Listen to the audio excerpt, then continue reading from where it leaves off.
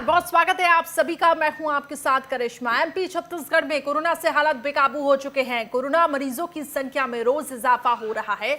दोनों ही प्रदेशों में कई जिलों में लॉकडाउन लगाया गया और जिससे संक्रमण की रफ्तार रोकी जा सके। तमाम तरह की पाबंदियां भी लगाई गई, लेकिन इन सब के बाद भी कोरोना के मामले बढ़ते जा रहे हैं।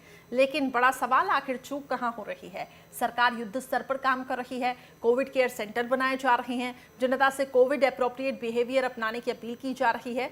लेकिन फिर भी क्या केवल सरकार की कोशिशों से ही कोरोना काबू में आएगा? इसी मुद्दे पर हम करेंगे अहम चर्चा, लेकिन देखिए ये इस रिपोर्ट में।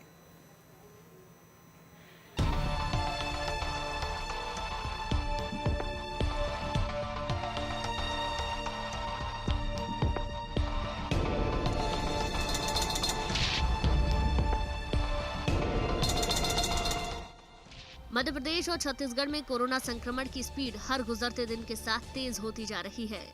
मध्य प्रदेश में कोरोना के आंकड़े भी डरावने स्तर तक पहुंच गए हैं। मुख्यमंत्री शिवराज सिंह चौहान रोजाना समीक्षा बैठक कर रहे हैं। सरकारी मशीनरी अपना काम कर रही है, लेकिन जन जागरण के बिना कोरोना को हराने का लक्ष्य पूरा नहीं हो सकता है। कोई सामान की जरूरत होगी तो 2-3 लोग हमारे चाहिए जाएंगे, ले आएंगे और सबको बांट देंगे। मुझे लगता है इस स्तर का जन जागरण करना पड़ेगा, क्योंकि जिस तेजी से संक्रमितों की संख्या बढ़ रही है वो बहुत अप्रत्याशित है।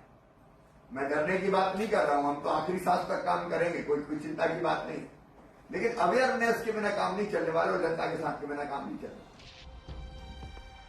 बात अगर छत्तीसगढ़ की करें तो यहाँ के हालात बहुत ज्यादा खराब हैं। कोरोना संक्रमण के मामले में छत्तीसगढ़ देश में महाराष्ट्र के बाद दूसरे नंबर पर है। भूपेश सरकार भी मिशन मोड में काम कर रही है।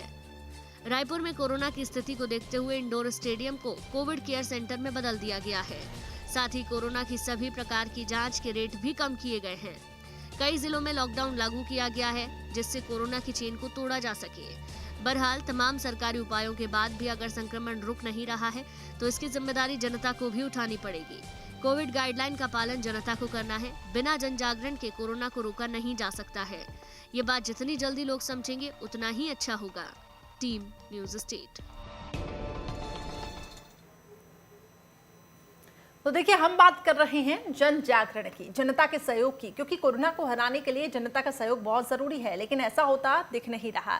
जनता पर शायद सरकार की अपील का असर भी दिखाई नहीं दे रहा है। अब दो तस्वीरें आपको टेलीविजन स्क्रीन पे हम दिखा रहे हैं। पहली तस्वीर ग्वालियर के सब्जी मंडी इलाके की है। हजारों की संख्या में आपको लोग यहाँ पे दिखाई देंगे। वहीं दूसरी तस्वीर देखिए, पन्ना जिले की है। कोविड केयर सेंटर में कोरोना जांच करवाने के लिए भीड़ यहाँ पे इकट्ठी हुई साफ दिख रहा है। दोनों ही तस्वीरों में सोशल डिस्टेंसिंग का पालन नहीं यहाँ पे किया जा रहा है। ऐसे में कोरोना को आखिर कैसे काबू पाया जाए? अगर जनता अपनी जिम्मेदारी नहीं समझेगी तो सरकार आखिर क्या कर लेगी? तो तस्वीरें ग्वालियर पन्ना की और ये जो तस्वीरें हैं ये डराने वाली तस्वीर है, क्योंकि जनता यहाँ पे जागरूक दिखाई नहीं दे रही है। चलिए, अपडेट्स के लिए आखिर मौजूदा मध्य प्रदेश में कैसे हालात बने हुए हैं, दीप्ति चौरसिया मेरे साथ जुड़ चुकी है, मेरी सहयोगी। दीप्ति, बहुत ज़रूरी है इस वक्त हम जनता के जागरूकता की बात कर रहे हैं, जन जागरूकता की बात कर रहे हैं, लेकिन जो तस्वीरें हम टेलीविजन स्क्रीन पे देख रहे हैं साफ तौर से दिखाई दे रहा है जनता जागरूक नहीं है, या यूँ हम कहें कि ये जो इतना बेपरवाह रवैया है, लापरवाही वाला रवैया है, सरकार की अपील का असर नहीं हो रहा है। बहुत ज़रूरी है जनता की सोच को इस वक्त बदलने की।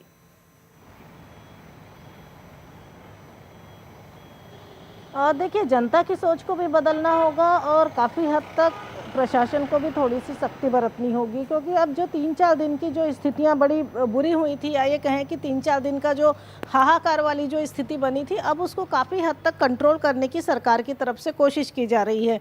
जो ऑक्सीजन नहीं मिल रहे थे, ऑक्सीजन सिलेंडर अरेंज करे जा रहे हैं। सरकार ने 2000 मशीनें भी खरीद ली हैं। इसके अलावा जो इंजेक्शन की कमी थी उसका जो है थ्रू प्रॉपर चैनल उसको जो है अब दिया जा रहा है, और लगभग 7000 इंजेक्शन मध्य प्रदेश में आ रहे हैं। ऑक्सीजन भी ज़्यादा आ रही है। तो ये सब चीज़ें अब धीरे धीरे सरकार की तरफ से जो इलाज है उसको ठीक ठाक मुहैया कराने की व्यवस्था की जा रही है। लेकिन अब सबसे बड़ी चीज़ ये है कि केवल प्रशासन की तरफ से लापरवाही नहीं है, या कहें कि केवल सरकार की तरफ से लापरवाही नहीं है। जिस तरह की तस्वीरें आती हैं, कहीं ना कहीं जनता की तरफ से भी लापरवाही है, क्योंकि जिस तरीके से अगर लॉकडाउन की बात आती है, फिर जब निकलने को मिलता है तो लोग बिना वजह जब ज़रूरत के सामान दुकान के लिए छूट दी जाती है तो लोग बिना कारण घरों से निकल आते हैं, जिनको कोई काम नहीं होता वो भी निकल आते हैं। ग्वालियर की मंडी की तस्वीर तो आज हैरान करने लायक है। क्या लोगों को पता नहीं कि कोरोना है? कोरोना किस हद तक फैला हुआ है और सेकेंड वेव कितनी खतरनाक है, पूरी जनता जानती है, सभी जानते हैं। लेकिन बावजूद इसके वो खुद कोरोना गाइडलाइन का पालन नहीं कर रहे हैं। फिर जब ऐसे में संक्रमण बहुत तेजी से बढ़ेगा तो फिर ये बात आएगी कि प्रशासन हमको इलाज नहीं दे पा रहा। तो केवल एक तरफ करने से ये चीज़ें नहीं होंगी। अगर प्रशासन सारी चीज़ें ठीक करने की कोशिश हो रही है, प्रशासन की तरफ से इलाज प्रॉपर मिले, सभी का ट्रीटमेंट प्रॉपर हो, तो स्वास्थ्य सुविधाएं बढ़ाने की बात हो रही है, तो कहीं ना कहीं जनता को भी ये समझना होगा कि अगर वापस से ना करते हुए सरकार को लॉकडाउन करना पड़ा है तो कितनी बड़ी समस्या होगी, संक्रमण का रेट कितना ज़्यादा है। तो कहीं ना कहीं जनता को भी अपनी समझदारी का परिचय दिखाना होगा। अकेले इस तरह से नहीं होगा कि जो है अकेले सरकार करती रहे या प्रशासन इलाज के लिए पूरा इंतजाम करता रहे और जनता लगातार संक्रमण को फैलाती रहे। तो कम से कम जब तक दोनों तरफ से बातचीत नहीं होगी या फिर ये कहा जाए कि दोनों तरफ से कोरोना गाइडलाइन का पालन नहीं होगा, तब तक हम संक्रमण को नहीं रोक सकते, क्योंकि वैसे ही पूरे प्रदेश में जो संक्रमण की दर है वो 17% तक जा चुकी है। बिल्कुल आपने सही कहा। लेकिन दीप्ति, आप लोग तो ग्राउंड पे रहते हैं, अपनी जान जोखिम में डालकर वहां से रिपोर्टिंग करते हैं। जरा हमारे दर्शकों को इस चैनल के माध्यम से बताएं, इस मंच के माध्यम से बताएं कि अस्पतालों में आखिर क्या हालात है, क्योंकि ये जो बेपरवाह रवैया है या ये लोग जो कोरोना को हल्के में ले रहे हैं, इनको ज़रा रियलिटी बताएं। तस्वीरें तो हम इनको लगातार अपने चैनल के माध्यम से दिखा रहे हैं कि अस्पतालों में आखिर क्या व्यवस्था है। शमशान घाट में लाशों की जिस तरीके से ढेर लगे हुए हैं, अस्पताल में बेड की कमी है, ऑक्सीजन की कमी है। बात एमपी की करें तो एमपी में क्या व्यवस्थाएं?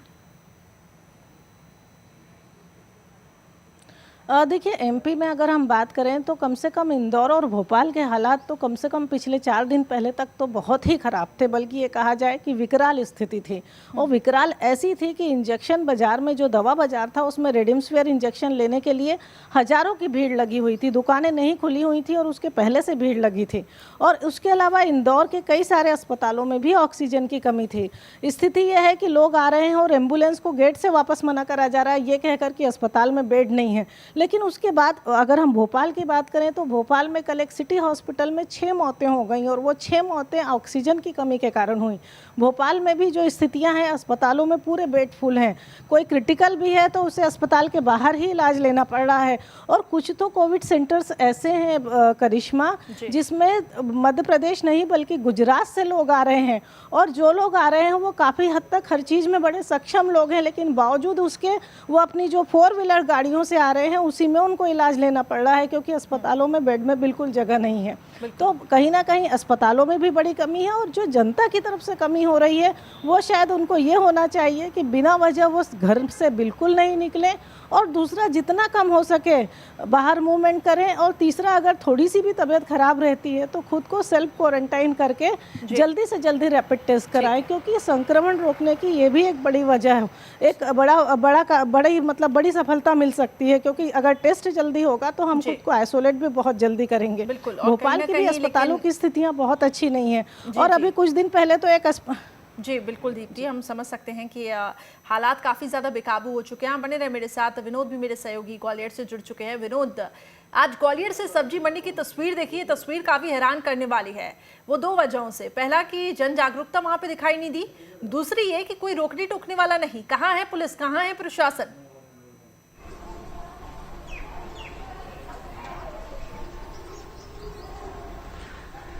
देखिए, इस सबके पीछे कहीं ना कहीं प्रशासनिक बदइंतजामी कही जा सकती है। हालांकि लगातार प्रशासन ये दावे कर रहा था कि जो आवश्यक चीजें हैं वो खुली रहेंगी, सब्जी की दुकान खुली रहेगी, दूध, पेट्रोल पंप, एम्बुलेंस, अस्पताल ये खुली रहेंगे। और यही सोचकर हजारों की संख्या में लोग सब्जी मंडी पहुंच गए, क्योंकि 15 अप्रैल से ग्वालियर में जनता कर्फ्यू लगने वाला है। 7 दिन का जनता कर्फ्यू रहेगा, बाजार बंद रहेंगे, तो लोगों को ये लगा कि 7 दिन की सब्जी एक साथ ले ली जाए। और यही सोचकर ग्वालियर के कॉलोनी अलग अलग वार्डों से लोग पहुंच गए। और इतनी तस्वीर भयानक देखने में लग रही थी कि अगर कोरोना का संक्रमण फैला तो ये महाब्लास्ट कहा जाएगा। जिस तरह से पिछले कुछ दिनों से लगातार एक के बाद एक नए रिकॉर्ड बनते जा रहे हैं। पहले 100, 200, 400 और कल 700 से ज्यादा मरीज ग्वालियर में संक्रमित होकर आए। उसके बाद इस तरह की तस्वीरें लोगों को और भी ज्यादा डरा रही है। हालांकि तस्वीरों में हमने ये भी देखा कि सब्जी मंडी में कहीं कहीं प्रशासनिक अधिकारी नहीं दिख रहे थे, पुलिस नहीं दिख रही थी। बावजूद इसके बहुत कम संख्या में लोग ऐसे थे, इक्का दुक्का लोग नजर आ रहे थे जिनके चेहरे पे मास्क था। बिना मास्क के लोग हजारों की संख्या में सब्जी मंडी में एक से एक चिपक के चल रहे हैं, खड़े हो रहे हैं। तो आप सोच सकते हैं कि आखिरकार यह फेल्योर ही कहा जाएगा प्रशासन का, कि आपको मालूम है कि प्रशासनिक तौर पर आप लगातार दावे कर रहे हैं कि लोग घर से ना निकलें, सोशल डिस्टेंसिंग का पालन करें, कोरोना के नियमों को माने। बावजूद इसके इतनी भीड़ इकट्ठी हो रही है तो जिम्मेदारी तो किसी न किसी को लेनी होगी। कुल मिला के ये कहा जाए कि अब पता नहीं कि आने वाले दिनों में आज जो तस्वीर हमने सब्जी मंडी में देखी है वो कितना विकराल रूप लेकर हमारे सामने नजर आती है। उम्मीद तो यही की जा सकती है कि शायद इसका ब्लास्ट ना हो, लेकिन जिस तरह के रिकॉर्ड पिछले 7-8-10 दिन में दिखाई दे रहे हैं वो कहीं न कहीं एक संक्रमण फैलने का एक बड़ा स्रोत नजर आ रहा है। बिल्कुल विनोद, आपने सही कहा है। और ये तस्वीर जिस तरीके से हम देख रहे हैं, ये तस्वीर काफ़ी डराने वाली है, क्योंकि इनमें से अगर 2, 3 या 4 भी कोरोना संक्रमित मरीज निकले तो एक विस्फोटक स्थिति यहाँ पे हो सकती है। दीप्ति, इंजेक्शन को लेकर और वैक्सीन को लेकर लगातार बातें की जा रही है कि इसकी कमी है, और इसको लेकर अलग अलग जिलों की भी बात करें तो कालाबाजारी की अब बात सामने आ रही है। कुछ तस्वीरें हमने ऐसी देखी कि जहाँ पर लोग पहुँच रहे हैं, मरीजों को सख्त ज़रूरत है इंजेक्शन की, अब वो लेने को मजबूर हैं, चाहे जितने पैसे वहाँ पे मांगे जा रहे हैं वो दे रहे हैं। ऐसे में इस कालाबाजारी को लेकर क्या जानकारी है? सरकार क्या इसको पूरी रोकने की कोशिश कर रही है? कुछ एक्शन लिया जा रहा है? देखिए करिश्मा, ये जो रेमडेसिविर इंजेक्शन है इसकी कालाबाजारी आज से कम 2 दिन पहले तक तो बड़ी तेज़ी से हो रही थी और बहुत खुलकर हो रही थी। जिस तरीके से लोगों की लंबी लाइनें लगी थी इंदौर जैसे शहर में, वो सभी ने देखी, सोशल मीडिया पे भी वो फुटेज वायरल हुए। इसके बाद से सरकार ने इसको गवर्नमेंट चैनल के थ्रू देना शुरू कर दिया। इसके बाद ये सारे इंजेक्शन जो है जो सरकार मंगा रही है वो किसी एक पर्टिकुलर ड्रग कंट्रोलर के हाथ में दे दिए जाते हैं, और वो ड्रग कंट्रोलर अस्पतालों की ज़रूरत के हिसाब से, पेशेंट के प्रिस्क्रिप्शन और उसके आधार कार्ड के हिसाब से इंजेक्शन को सप्लाई कर रहे हैं। तो अब काफ़ी हद तक जितने लोग एडमिट हैं उनको इंजेक्शन के लिए तो काफ़ी हद तक चीज़ें रेगुलेट होती दिख रही हैं। जहां पर कालाबाजारी हो रही है उसकी शिकायत मिलने पे तुरंत एक्शन लिया जा रहा है, लेकिन अभी भी जितने इंजेक्शन की ज़रूरत है उतने नहीं मिल पा रहे हैं। बल्कि भोपाल के तो एक हॉस्पिटल में ये स्थिति है कि उन्होंने पेशेंट से ये तक लिखवा लिया कि अगर ऑक्सीजन और रेमडेसिविर इंजेक्शन की कमी के चलते कोई अप्रिय घटना हुई तो अस्पताल प्रबंधन जिम्मेदार नहीं होगा। इस तरह का एक नोट सोशल मीडिया पे वायरल हो रहा है। तो निश्चित ही सरकार उसको कंट्रोल करने की कोशिश कर रही है, लेकिन तब भी जितनी उसकी डिमांड है उस हिसाब से उसकी सप्लाई नहीं हो पा रही है। रही बात वैक्सीनेशन की, तो टीकोत्सव चल रहा है, पूरी कोशिश है कि डेली जो है ज़्यादा वैक्सीन लगे। 3 लाख तक वैक्सीन लग चुकी है और 54 लाख आज से 2-3 दिन पहले तक लोगों को 58 लाख लोगों को वैक्सीनेशन हो चुका था, और उसके बाद भी लगातार वैक्सीनेशन बढ़ रहा है। लेकिन जो स्थितियाँ कोरोना को लेकर विकराल होती जा रही हैं, अभी उसके मैनेजमेंट में पूरा का पूरा प्रशासन लगा हुआ है कि किस तरह से ऑक्सीजन और इंजेक्शन की सप्लाई को रेगुलेट भी किया जाए और जितनी डिमांड है उतना किया जाए। जी, लेकिन दीप्ति, ये जो पूरा सिनेरियो ये समझ ही नहीं आ रहा है। सरकार सख्ती दिखा रही है अपनी तरफ से, पूरी कोशिशें कर रही है कि इनको समझाइश दी जाए और हर एक चीज़ की गई। नाइट कर्फ्यू का ऐलान कर दिया गया, फिर लॉकडाउन भी लगाया गया, लेकिन इसके बावजूद भी वो सोच नहीं बदली अभी तक, वो समझ जनता के अंदर आई नहीं है। हालांकि हम यहाँ पर सिर्फ जनता को ही दोष नहीं दे रहे हैं, कहीं ना कहीं लापरवाही सरकार के स्तर से भी हुई है कि बीच में जो कोरोना को लोग हल्के में लेने लगे थे, अगर तभी से ही थोड़ी सी सरकार जागरूक हो जाती और इनको गंभीरता के साथ वहीं सख्ती दिखाती तो आज ऐसे हालात नहीं होते। अब तो हालात बेकाबू हो चुके हैं। 8,000, 9,000, 10,000 के ऊपर मामले आ रहे हैं मध्य प्रदेश से। अस्पतालों में क्या पूरे बेड्स हैं? अभी जो अगर हम आश्वासन भी दें अपने दर्शकों को, क्या उनको बताएं? क्या अस्पताल में उनको बेड्स ईजिली अवेलेबल हो जाएंगे, खासतौर से राजधानी भोपाल में?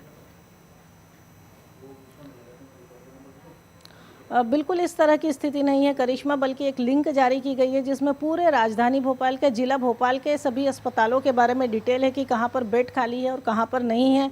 और बेड की तो बहुत ज़्यादा किल्लत है और इतने सारे लोग एडमिट हैं, कहीं ना कहीं उसको कंट्रोल करने के लिए हमीदिया में 1200 बेड बढ़ाए जा रहे हैं, लेकिन इसके पहले से जितने लोग एडमिट हैं उन्हें ही प्रॉपर ट्रीटमेंट नहीं मिल पा रहा है। जैसा कि मैंने आपको बताया कि अब ऑक्सीजन और रेमडेसिविर इंजेक्शन को अब रेगुलेट करने की या डिमांड के इक्वल सप्लाई करने की कोशिश कोशिश सरकार कर रही है, लेकिन इस बीच जो स्थितियां एकदम से बिगड़ी थी उससे उभरने में या उसको स्ट्रीमलाइन करने में थोड़ा सा वक्त ज़रूर लगेगा। अभी भी ये लग रहा है कि संक्रमण का जो परसेंटेज है वो कम नहीं हुआ है, और उस पर से जनता जो इस तरह की गलतियां कर रही है कि अगर लॉकडाउन लगा है उसके बाद भी बिना कारण घूमने निकला जा रहा है, या सब्जियां खरीदने के लिए इस तरह से भीड़ लग रही है जैसे सब्जी के बिना अगला दिन नहीं होगा, तो ये सब हालात कम से कम जनता को भी समझने होंगे। और जहाँ तक राजधानी भोपाल या इंदौर की बात करें तो हमारे व्यक्तिगत जानने वाले लोग ऐसे हैं जिनको एडमिट कराने के लिए बहुत मेहनत करनी पड़ी। कई बार कुछ को घर पे ही इलाज देना पड़ रहा है, कुछ लोग एडमिट नहीं हो पा रहे हैं, कुछ जैसा मैंने आपको बताया कि अस्पतालों के बाहर ही खड़े हैं,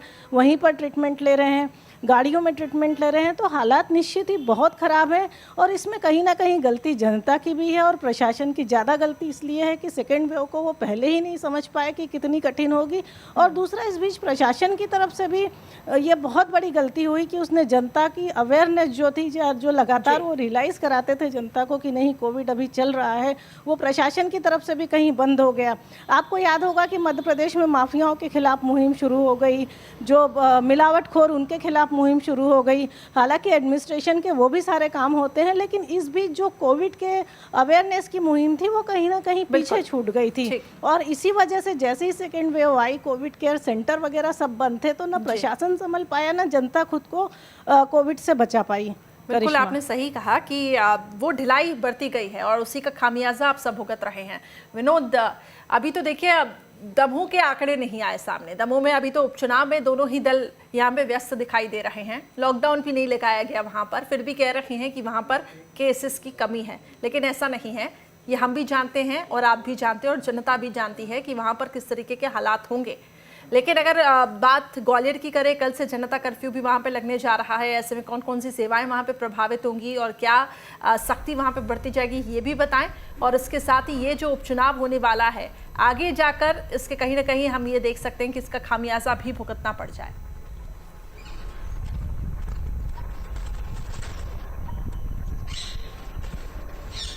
देखिए बिल्कुल करिश्मा, मैं बता दूं कि जब भी किसी शहर या किसी इलाके में बड़ी संख्या में लोग एकत्रित होते हैं तो उसके परिणाम तो हमें देखने को मिलते ही मिलते हैं।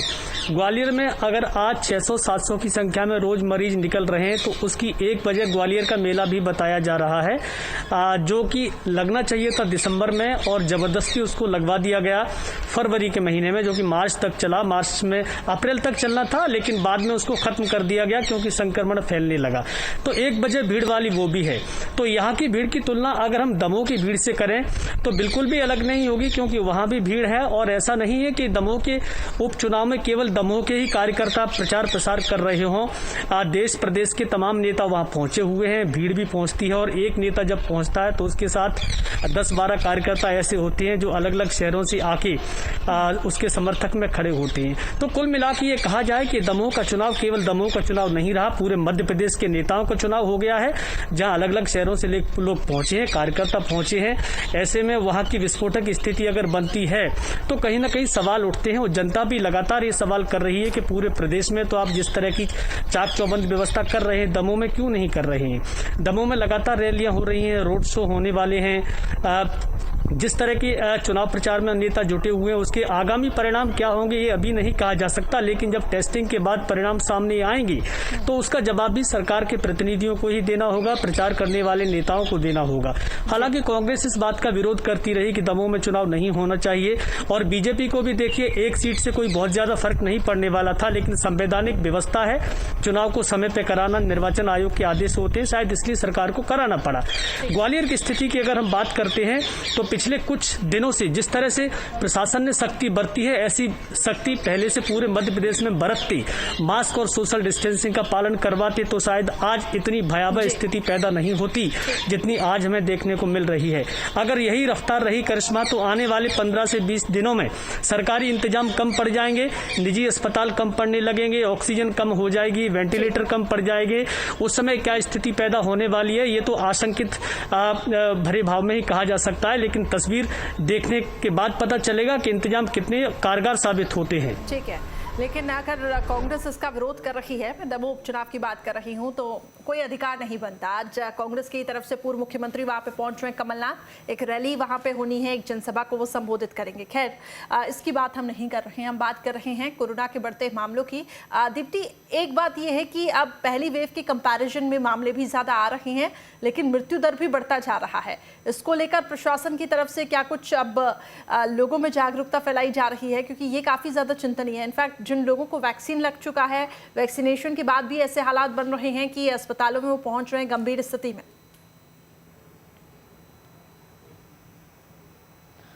देखिए करिश्मा, ये जो स्थिति मृत्यु दर वाली आ रही है, इसके कई सारे कारण देखने को मिल रहे हैं। नंबर एक वजह तो सबसे बड़ी ये है कि लोग जब तक अस्पताल पहुंचते हैं तब तक उनकी कंडीशन काफ़ी बिगड़ चुकी होती है, क्योंकि वो पहले टेस्ट कराते नहीं हैं, या तो टेस्ट कराने से घबराते हैं, या फिर वो टेस्ट की लंबी लाइन में लगने से डरते हैं। तो एक तो ये वजह होती है कि जब तक वो हॉस्पिटल ट्रीटमेंट के लिए पहुंचते हैं तब तक काफ़ी देर हो चुकी होती है। उन लोगों का जो इन्फेक्शन है वो इतना बढ़ चुका होता है कि कोशिशों के बाद भी उनको बचाया नहीं जा पाता। दूसरी वजह यह है कि जिन लोगों को ऑक्सीजन की बहुत ज़रूरत है वो हॉस्पिटल में हैं। जैसे कल के ही परसों के ही मामले में सिटी हॉस्पिटल में 6 लोगों की बिना ऑक्सीजन के मौत हो गई, क्योंकि उनको ऑक्सीजन की ज़रूरत थी। तो एक वजह यह भी है कि अगर क्रिटिकल है और प्रॉपर ट्रीटमेंट नहीं मिल पा रहा है, ये इंजेक्शन रेमडेसिविर नहीं मिल पा रहा, ऑक्सीजन नहीं मिल पा रही, तो इस वजह से भी कहीं ना कहीं मृत्यु दर जो बोली जाए या मृत्यु के आंकड़े हैं वो बढ़ते हुए दिखाई दे रहे हैं। और तीसरी बड़ी वजह कहीं जनता की तरफ से भी एक बड़ी लापरवाही है, जैसे सिम्टम्स आने पर खुद को क्वारंटाइन नहीं करना, जल्दी टेस्ट नहीं कराना। तो ऐसे में कहीं ना कहीं कह रहे हैं कि सेकेंड वेव का जो कोविड वायरस का जो म्यूटेशन है वो कुछ इस तरह है कि कई बार सिम्टम्स भी नहीं आ रहे हैं, पता भी नहीं चल रहा है, और अंदर से आपके लंग्स काफ़ी इन्फेक्टेड हो रहे हैं। तो इस तरह की कई सारी सिचुएशन है जिसके चलते मृत्यु दर बढ़ रही है। और सबसे बड़ी वजह तो यही है कि सरकार या प्रशासन समय पर इलाज मुहैया नहीं करा पा रहा है। बिल्कुल बिल्कुल, आपने सही कहा, और इसी वजह से हालात इतने बिगड़ते जा रहे हैं। विनोद, आपके पास मैं आना चाहूँगी कि अभी आप जो जनता कर्फ्यू कल होने वाला है, ऐसे में क्या चीज़ें रहेंगी जो प्रभावित होगी? इससे पहले भी मैंने आपसे यही प्रश्न किया था कि क्या ज़रूरी सेवाओं को छोड़कर पूरी तरीके से सख्ती देखने को मिलेगी?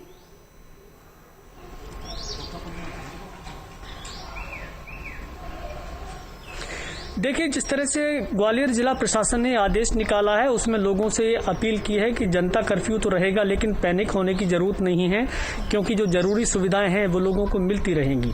सब्जी मंडी में भीड़ इकट्ठी करने की जरूरत नहीं है, लोगों को सब्जी ठेलों पर मिलेगी। बावजूद इसके सब्जी मंडी में आज की भीड़ की तस्वीरें हमने देखी। पेट्रोल पंप खुले रहेंगे, अस्पताल, एम्बुलेंस, ये सारी चीजें लोगों को सुविधाएं मिलती रहेंगी। वैक्सीनेशन जारी रहेगा, दूध की दुकान खुली रहेंगी। ये जो जरूरी चीजें हैं जिससे लोग घर पे रहकर अपना काम चला सकते हैं, वो सारी सुविधा लोगों को मिलती रहेंगी। गैस एजेंसियां खुली रहेंगी। कुल मिला के लोग घर पे रहें और स्वस्थ रहें।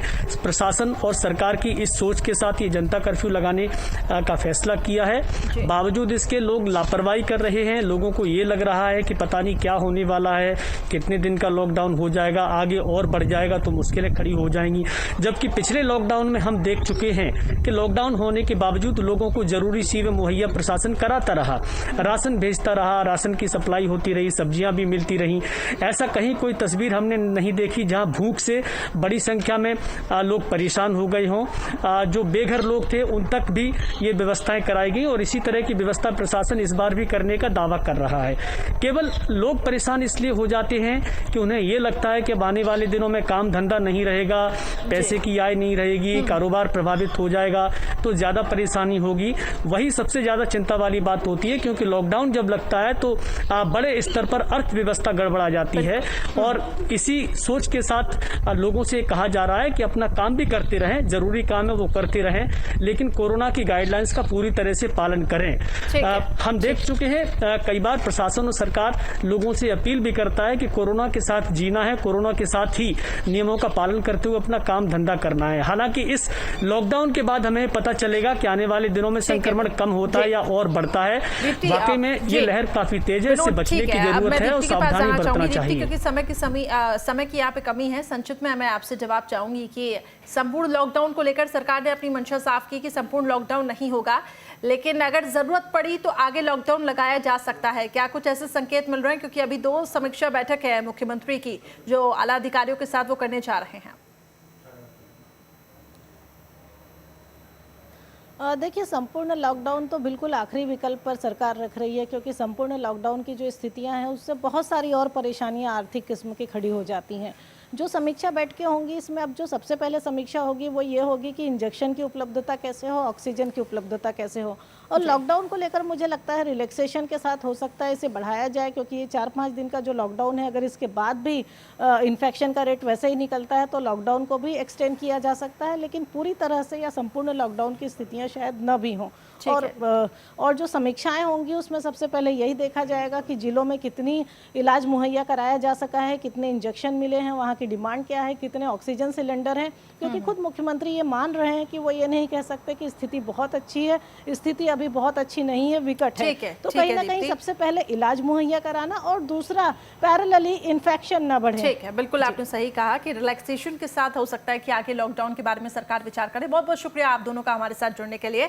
तो संक्रमण का स्तर बढ़ता जा रहा है और अब प्रशासन लगातार समीक्षा बैठक भी कर रहा है। एक छोटे से ब्रेक लिए रुक रहे, फौरन हाजिर।